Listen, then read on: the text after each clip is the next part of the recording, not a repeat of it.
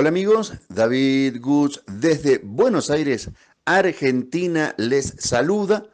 Hoy vamos a tener una entrevista con el doctor Eddie Monge. Él es médico, cirujano, neuropsiquiatra, conferencista internacional. Vamos a tener una entrevista con él sobre temas muy interesantes como él nos tiene acostumbrado. Hola doctor Eddie, ¿cómo se encuentra? Gracias, David. Como siempre, un honor estar aquí en estas entrevistas a nivel internacional para poder colaborar con ustedes.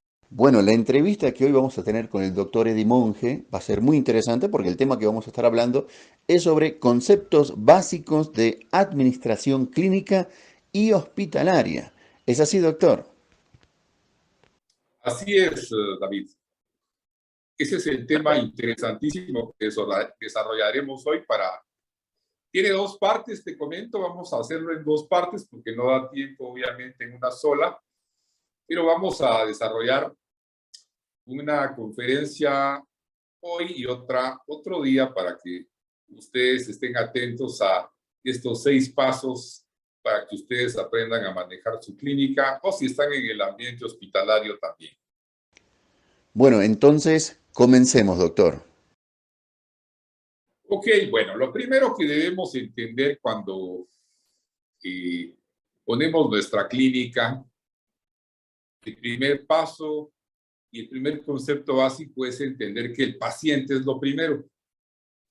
Fíjate que cuando yo estaba recién graduándome de médico, resulta que nos hicieron un cuestionario, un test, y ahí nos dijeron que cuál era la persona más importante del hospital. Y estaban los ítems donde decía paciente, enfermera, médico, administrador. Todos nos quedamos pensando cuál era. Obviamente muchos, la mayor parte pusieron, unos el administrador, otros el director del hospital.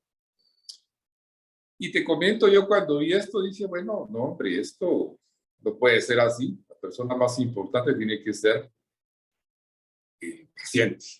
Y así es. Cuando terminó el examen o el test que nos pasaban, la respuesta correcta era que era el director del hospital. Desde ahí es donde ya estamos mal. Cuando yo vi eso, bueno, me dije, no hombre, esto no es así. Y he ido viendo a través del tiempo que este concepto realmente está mal, debe cambiarse. Obviamente, si ponemos nuestra clínica, un consejo que le doy a los jóvenes médicos y a los novatos médicos es que es pensar en la parte sensible que tenemos nosotros como médicos. Cuando nos graduamos también nos preguntan, bueno, ¿por qué se hizo médico? Y una de las razones por las que nos convertimos en médicos es por esa sensibilidad humana, porque hay una compasión hacia el paciente, porque queremos ayudar a la gente. Esa es la respuesta, tal vez que la mayoría decimos, queremos curar a la gente, sanarla. Entonces el paciente va a ser siempre lo primero. Desafortunadamente, en muchas clínicas no es así. Hay algunos médicos que primero leen sus correos electrónicos, primero leen la prensa y hacen esperar al paciente. Entonces, una de las cosas que deben aprender los médicos que están recién saliendo es que nuestro paciente va a ser primero y la experiencia del paciente, queridos colegas, comienza desde el momento en donde llegan a tocar a la puerta de la clínica. Desde el parqueo, diría yo. Desde el parqueo donde el paciente es recibido, ahí comienza la experiencia positiva o negativa del paciente. Cuando tenemos un amplio parqueo en la clínica, cuando podemos ofrecerle una seguridad al paciente, cuando podemos darle beneficios de que pueda tener una buena puerta para entrar a pacientes con discapacidad, ahí comienza la experiencia del paciente, cómo te va a tratar el portero cuando llegas, cómo va a ser ese trato con la secretaria cuando entras, si te van a hacer esperar, no te van a hacer esperar. Y aquí les voy a decir algo muy importante, que en el siguiente punto, luego lo van a saber por qué, es que el paciente se merece que lo atendamos lo más rápido que podamos. Es decir, la experiencia que tiene el paciente en el momento cuando llega, cuando entra a nuestra clínica, cuando lo atiende la secretaria, ese bienvenido sea a la clínica, buenos días.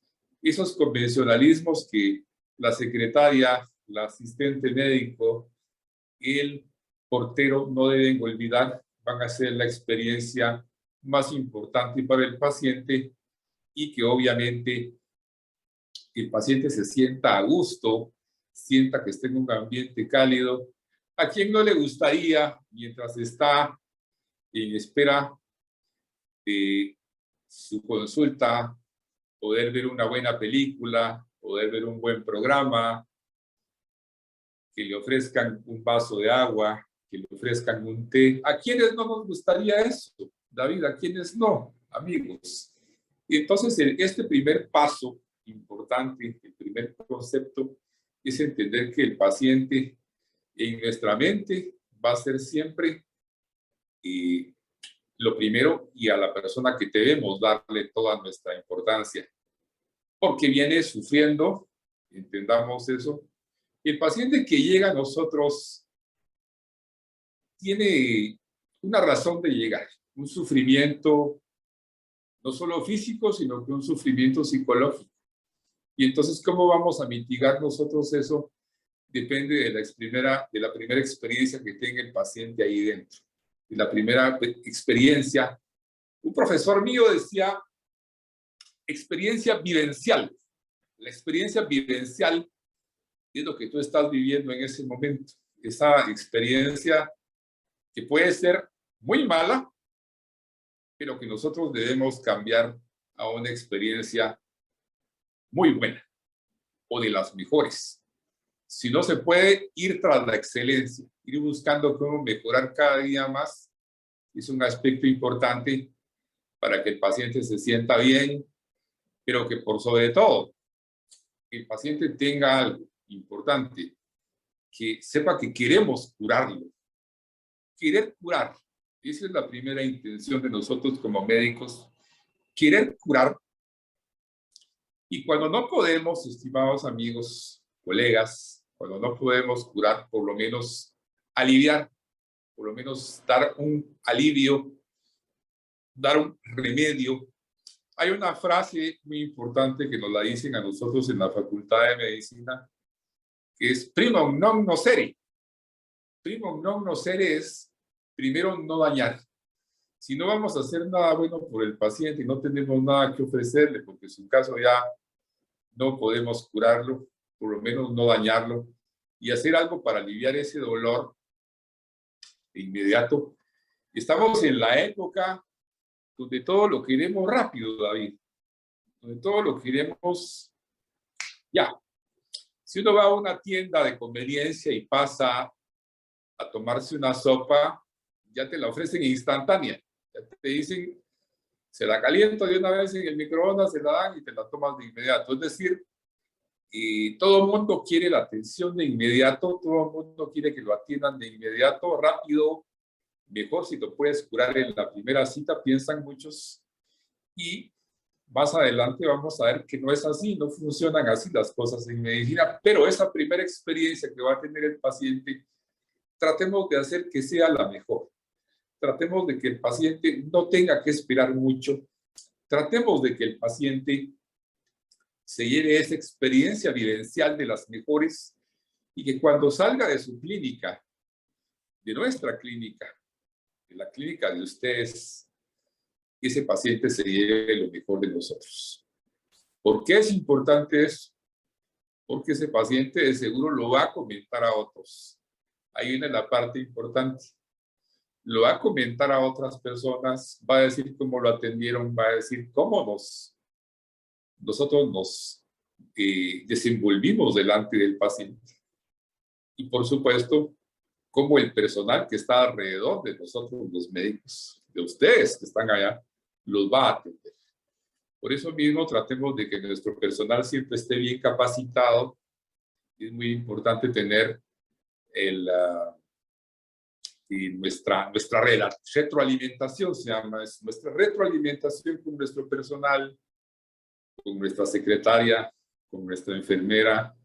Algunos clínicas y hospitales ofrecen relacionistas públicos que desde ya le dan esa entrada y esa bienvenida al paciente para que el paciente se sienta cómodo, se sienta agradecido, no tenga que esperar mucho y pase directamente a donde está el médico para su consulta, que sería lo ideal. En algunos casos no es así y no funciona así, y más adelante les voy a decir el por qué, por la forma como muchos médicos trabajaron.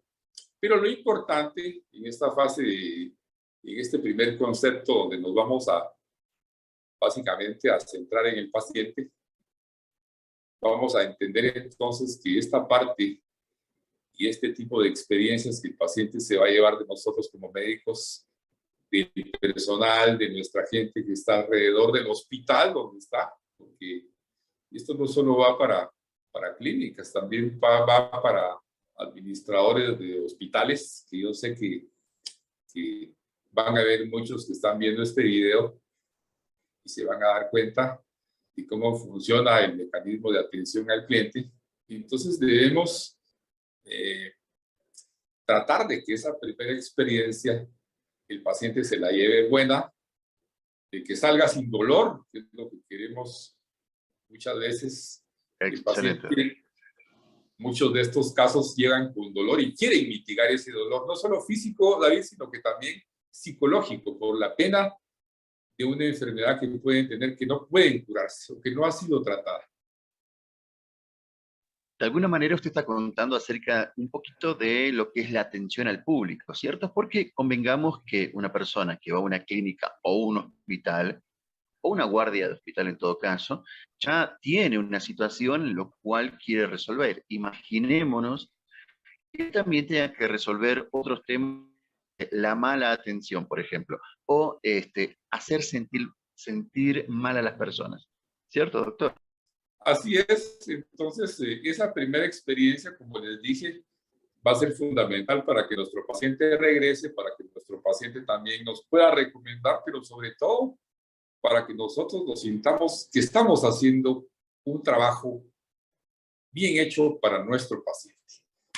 Ahora pasémonos al concepto número 2. En este concepto número 2 que se llama los gastos básicos, le digo yo, los gastos básicos nuestros.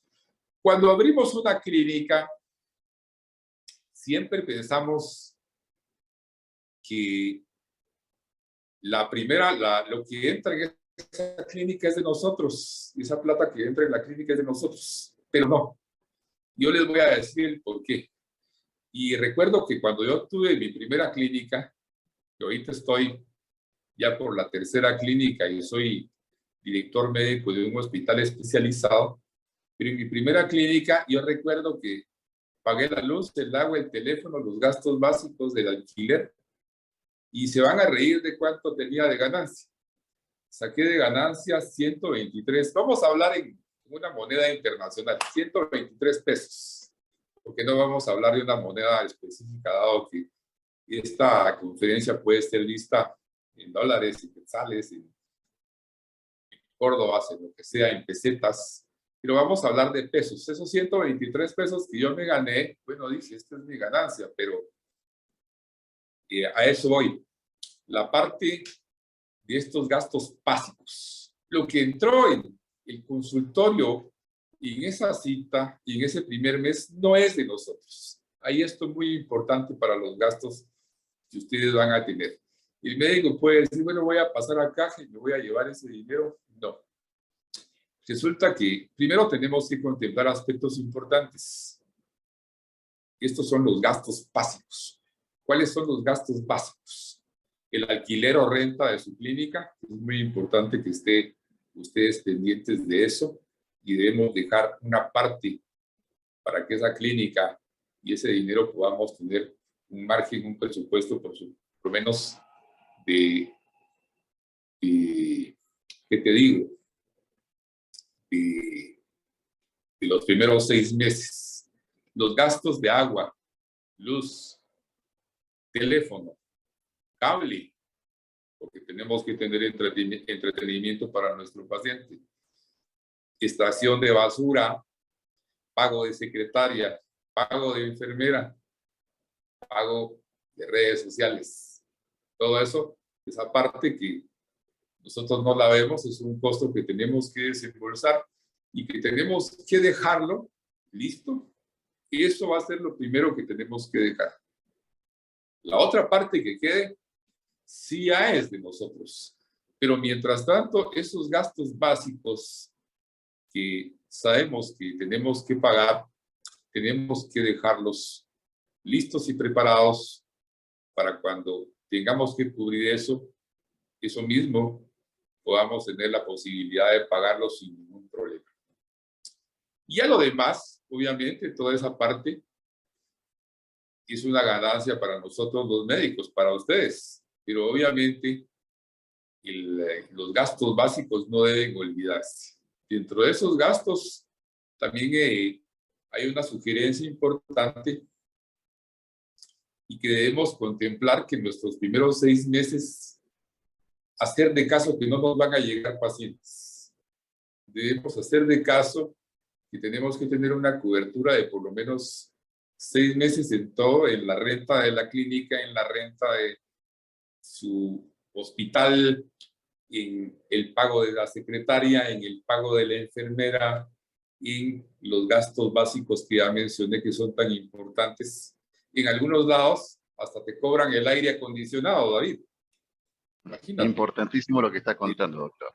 Y en otros chulos, en otros lados hay un mantenimiento del edificio que tenemos también que pagar. Entonces el médico debe agarrar ese dinerito, tenerlo contemplado, decir, bueno, esto no es mío, esto lo voy a utilizar obviamente para los gastos básicos y tengo una cobertura para pagar secretaria durante 6 meses, para pagar enfermera durante 6 meses, para cubrir mis medicamentos. Algunos pacientes quieren que se les ponga los medicamentos inyectables en la clínica. Los que tienen permiso para hacerlo lo pueden hacer y tratar de que esos medicamentos siempre estén disponibles. Hay otras clínicas que no quieren pedir el permiso para utilizar medicamentos y simplemente mandan a sus pacientes a que los compren por otro lado. Pero todo eso, si somos médicos que nos van a servir jeringas, agujas, estetoscopio, balanza, todo eso lo tenemos que tener ya nosotros, ya contabilizado, inventariado, es muy importante para que en el momento de que un paciente nos venga de emergencia no nos falte nada. Entonces, importantísimo la cobertura de los gastos básicos, porque no se puede asumir, queridos amigos, que uno va a llevarse después de la consulta, como muchos hacen, agarran su bata, la dejan en el escritorio, agarran su saco, pasan a caja y se llevan el poco dinero tal vez que entró.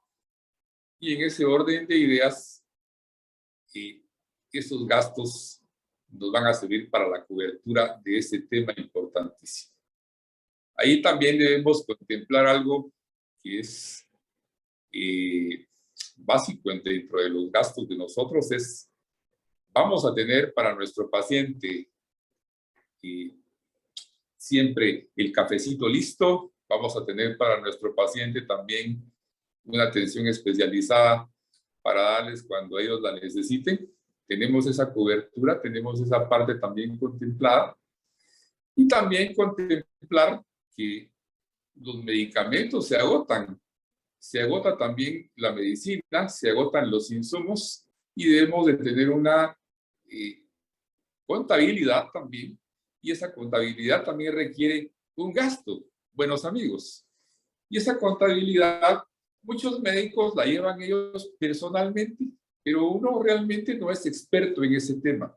Así que sugerencia importante, háganse de un buen contador que sea de su confianza, que tenga experiencia, esa experiencia que pueda trasladárselos a ustedes y que ustedes confíen en él. Eso es muy importante en el tema de los gastos básicos, porque si no confiamos en el contador, entonces no debemos poner nuestras manos de contabilidad en ellos.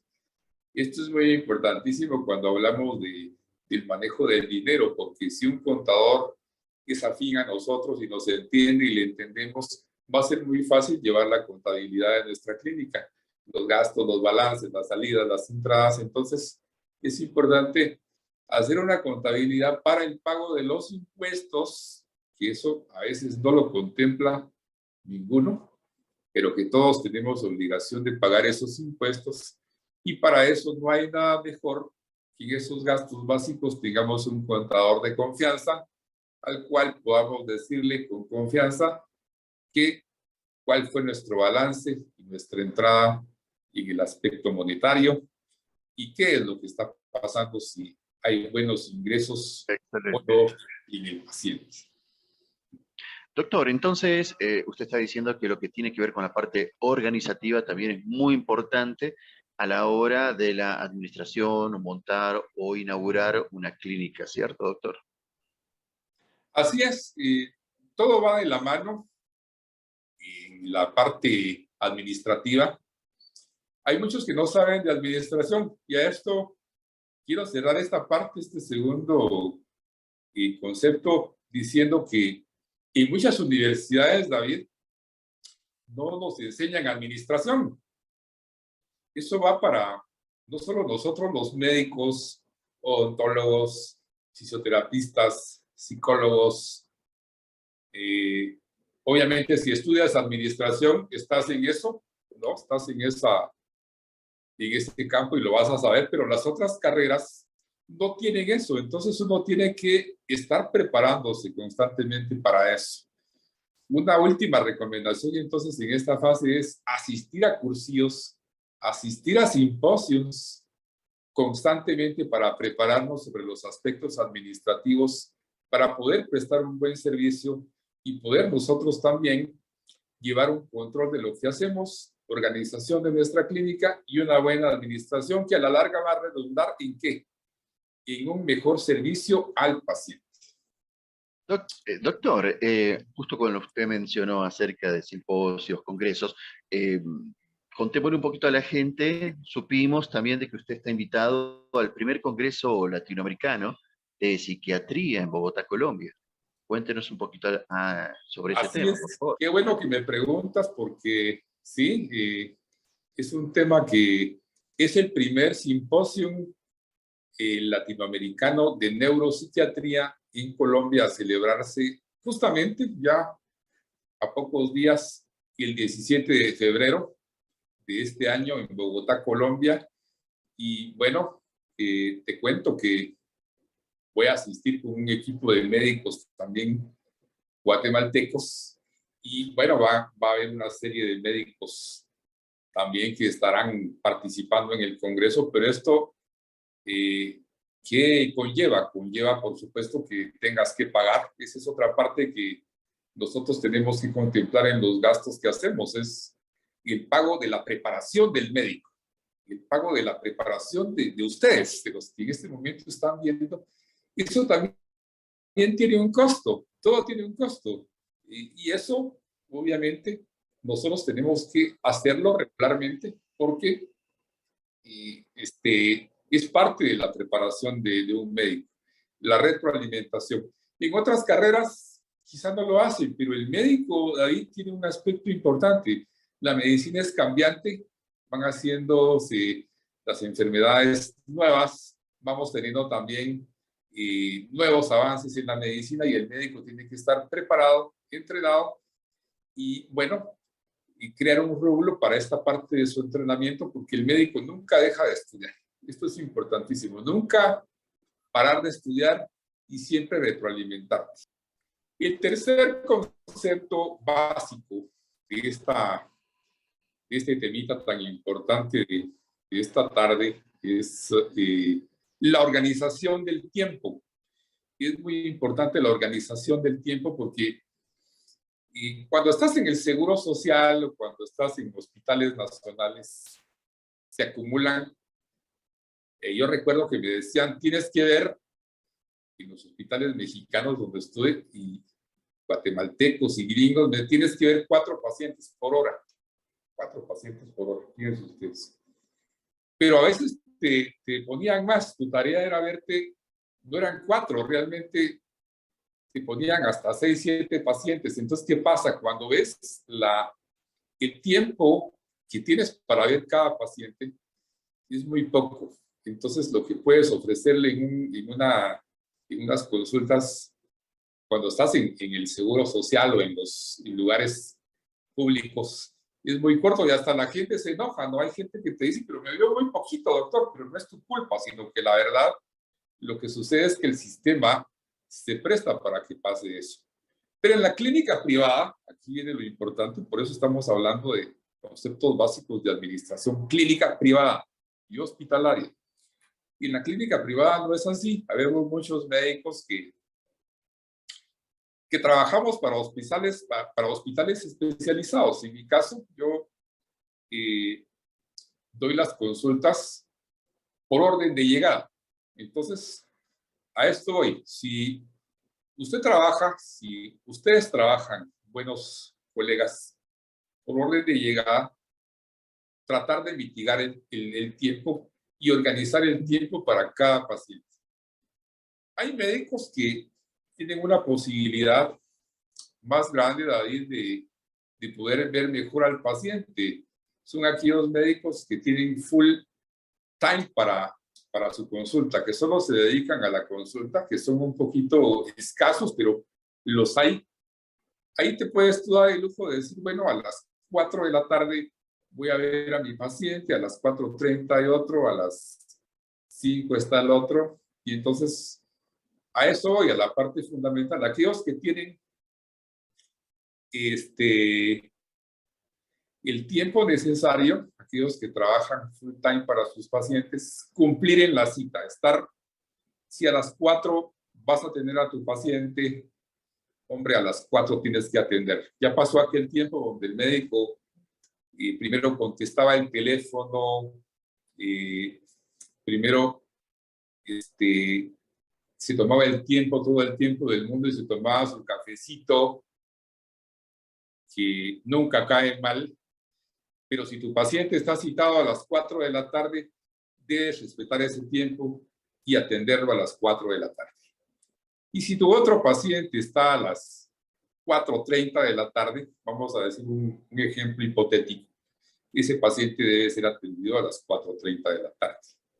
No se justifica que le vayas a robar el tiempo al otro paciente y que le quites el tiempo al otro.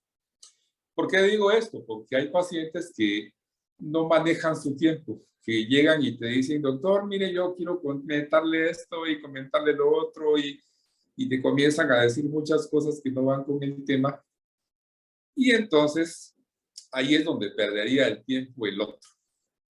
Entonces, debemos de ser sinceros con nuestros pacientes, decirles, miren, el tiempo consiste en la evaluación médica, la entrevista, la evaluación médica, la parte de sus recetas y la parte de sus exámenes. Es decir, tenemos que llevar un control de nuestro tiempo de qué vamos a hacer. No podemos tardarnos 2 o 3 horas por un paciente, porque entonces el tiempo del otro que está esperando, estamos quitándole el tiempo al otro que viene atrás. Y eso también es importante. Yo siempre les digo a mis pacientes algo, y los recomiendo a los colegas que están viendo este tema, es decirles directo a nuestros pacientes, miren, estimado paciente, tengo más pacientes esperando y vamos a respetar el tiempo del otro. Y por lo regular lo entienden y salen. Pero hay muchos que no lo saben, entonces es importante hacérselo ver, hacerle ver que detrás tenemos otros pacientes y que detrás de ellos también hay otros que como ellos están sufriendo, están con dolor, están esperando y por supuesto necesitan atención inmediata. Si tu consulta es como la mía, que es lo que te contaba David, y a los buenos amigos que yo los veo por orden de llegada, y en este caso no podemos darnos el lujo de poder ver un paciente tanto tiempo y tampoco tardarnos demasiado, porque trabajamos en hospitales especializados y la mayoría de médicos estamos así. La mayoría de médicos, algunos son docentes universitarios, otros somos directores de hospitales, otros tenemos otras clínicas que atender y estamos de llamada en otros hospitales, por ende, es muy difícil poder ofrecer full time para todos los pacientes en las clínicas. Entonces, cuando tenemos pacientes por orden de llegada, también respetar ese horario, tener un tiempo que le vamos a dedicar a cada paciente, ¿ok? Un tiempo, ¿y cómo vamos a organizar ese tiempo? Aquí viene la parte de la organización de tiempo. Vamos a separar la entrevista,